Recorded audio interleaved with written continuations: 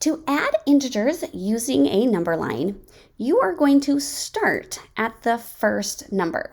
So for this one, we're going to start at -2. Then the next number tells you how you are going to move. If that number is a negative number, you'll go to the left, and if it's a positive number, you will move to the right.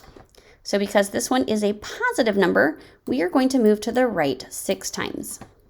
So starting at -2, let's move 1, 2, 3, 4, 5, 6. And we land at +4. All right, let's try another one. So for this one, we're going to start at 7. And then this time we're going to move to the left because that's a -4. 1, 2, 3, 4. And we landed at +3.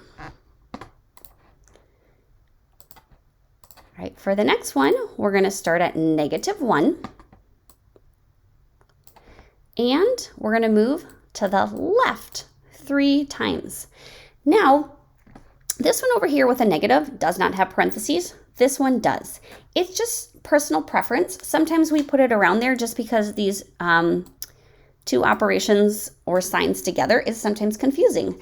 I just like to think of these parentheses as a hooded sweatshirt. So it's not a really big deal if we have them or not.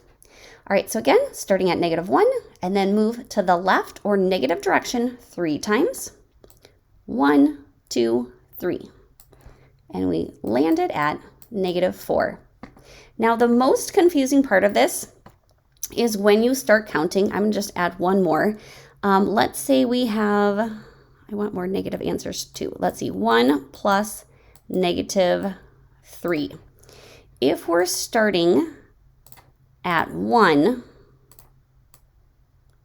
when we count our 3, wherever we start is like 0. So we would say 1, 2, 3. So the most common mistake is counting the space where you start as a 1, but it's a 0. Your starting point is 0. Okay, so that one we landed at -2.